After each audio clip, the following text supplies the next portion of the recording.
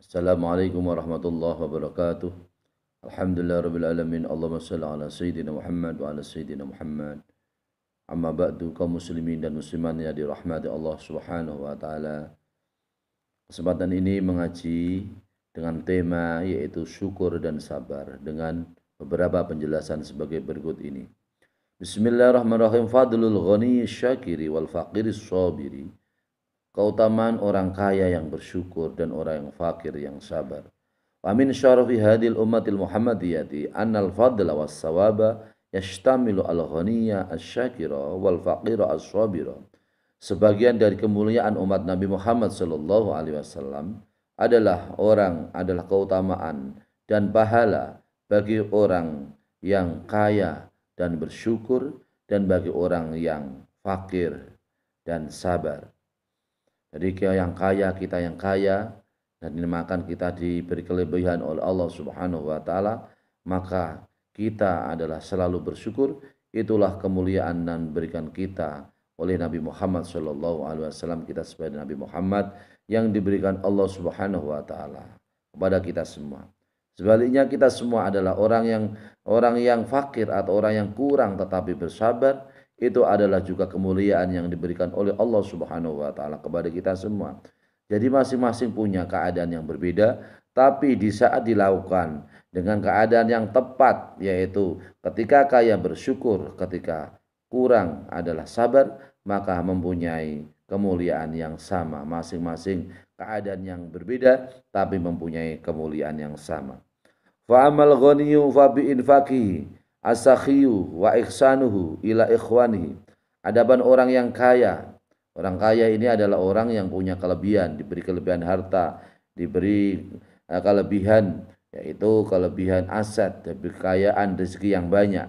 Ini adalah umumnya orang yang dikatakan orang kaya, meskipun hakikat Rasulullah Shallallahu alaihi wasallam yang dinamakan orang kaya adalah orang yang kaya hati, bukan orang yang kaya harta.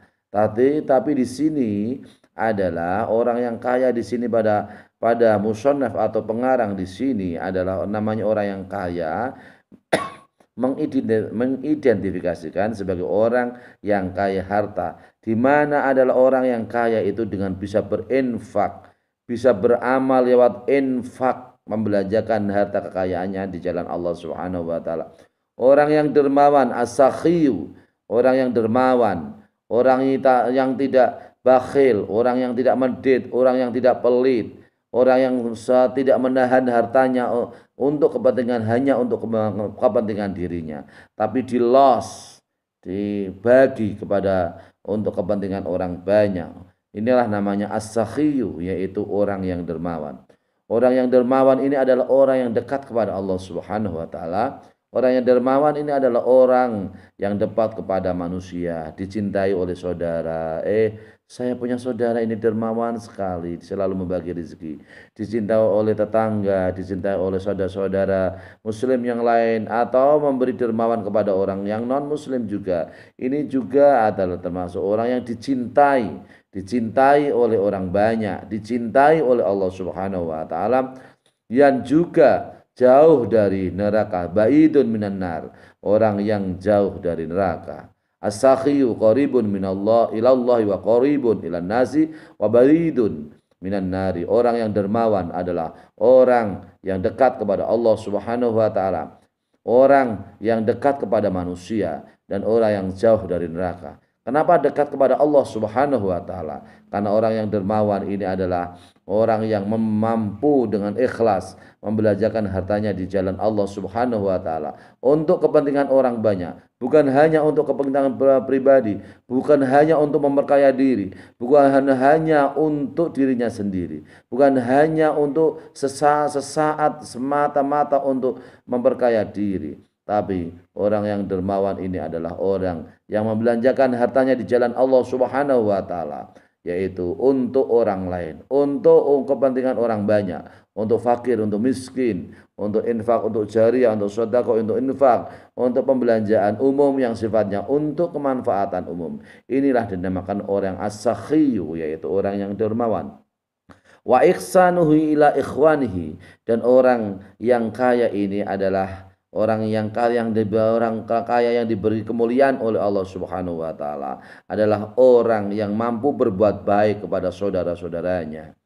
Jangan bikin orang kaya menjadi susah kepada saudaranya. Dengan kekayaan kemudian tetangga, saudara, famili, kerabat menjadi susah karena terputus hubungan silaturahim, karena persaingan bisnis, persaingan usaha, karena dengan usahanya yang lain dimatikan, karena dengan usahanya lain dengan saudara atau tetangga atau famili atau kerabat kemudian tidak diberi jalan usaha. Ini adalah dengan orang yang kaya tetap memberikan susah kepada orang lain.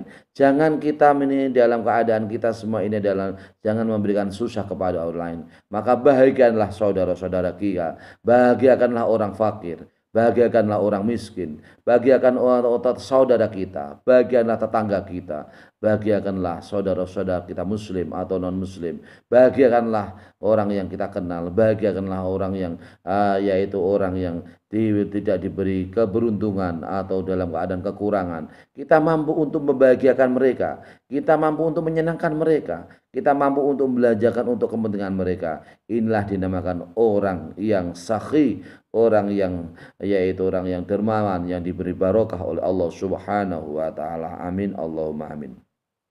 Walidhalika yaqulu Nabi Muhammad sallallahu alaihi wasallam, "Itala'tu fil jannati fara'atu aksara ahli al-fuqara'u." Rawu Ahmadu. Hadis yang diriwayatkan oleh Imam Ahmad. Nabi Muhammad sallallahu alaihi wasallam bersabda, "Saya melihat di surga, kemudian saya melihat kemudian kebanyakan penduduk surga adalah orang-orang yang fakir." Penduduk surga adalah orang-orang yang fakir. Ternyata penduduk surga ini ada orang-orang yang dalam keadaan kekurangan, dalam keadaan pas-pasan. Karena dengan kekurangan pas-pasan, hisab mereka menjadi ringan. Amal mereka adalah amal yang cukup, amal yang lebih. Kemudian mereka atau orang neko-neko. Kemudian mereka adalah orang yang bisa takwa kepada Allah Subhanahu wa taala. Inilah orang yang fakir yang diberi kemuliaan oleh Allah Subhanahu wa taala, yaitu surganya Allah Subhanahu wa taala. Maka kita semua ini punya peluang yang sama. Orang kaya punya peluang untuk masuk surganya Allah Subhanahu wa taala. Orang yang fakir punya peluang untuk masuk surganya Allah Subhanahu wa taala. Sebaliknya orang yang kaya punya peluang, dia punya peluang hisab yang berat. Orang yang fakir pun punya peluang yaitu hisab yang berat. Orang yang kaya diberi peluang oleh Allah Subhanahu wa taala untuk membelanjakan jalan hartanya di jalan Allah Subhanahu wa taala. Apabila mau menjalankan hartanya di jalan Allah Subhanahu wa taala, menjadi orang yang berdermawan, inilah orang kaya yang ahli surga. Sebaliknya orang kaya yang ahli neraka, orang yang kaya yang berat hisabnya, orang kaya yang sangat panjang hisabnya adalah orang yang kaya yang tidak mampu membelanjakan harta kekayaannya di jalan Allah Subhanahu wa taala. Orang yang kaya yang hanya memperkaya diri, orang kaya yang hanya membahagikan dirinya sendiri, orang kaya yang mengsengsarakan kepada orang lain, orang yang kaya yang tidak berinfak membelanjakan hartanya di jalan Allah Subhanahu wa taala.